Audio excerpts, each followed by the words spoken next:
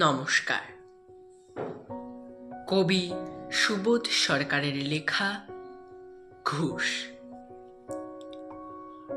রবীন্দ্র রচনাবলীর নবম খণ্ড দিয়ে চাপা দেওয়া সুইসাইড নোট।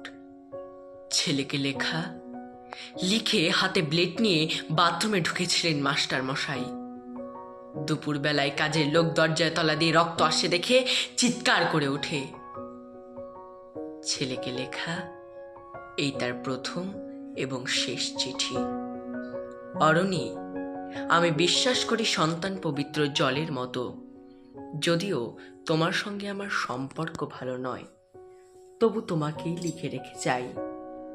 গত 2 বছর তোমার মায়ের চিকিৎসা বাবদ আমার যৎসামান্য সঞ্চয় আপাতত নিঃশেষিত। চিকিৎসার ব্যয়ভার আমি আর নিতে পারছিলাম না।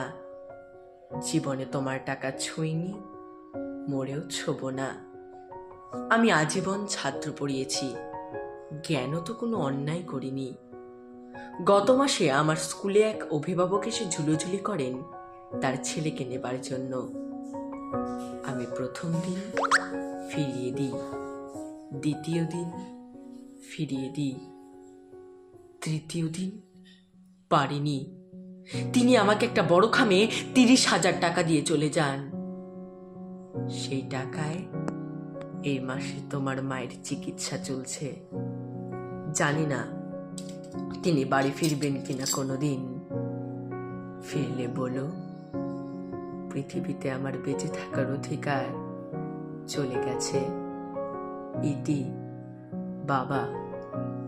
যখন সারাটা দেশ দাঁড়িয়ে আছে ঘুষের টাকার ওপর, তখন রবীন্দ্র রচনাবলী দিয়ে চাপা দেওয়া একটা সুইসাইড নোট। হাসপাতালে গাছের তলায় গা ছমছম করছিল।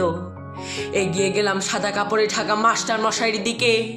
ওই একটু বেরিয়ে থাকা পা দুটোর দিকে, ওই একটু বেরিয়ে থাকা পা দুটো যেন ভারতবর্ষের শেষ মাটি।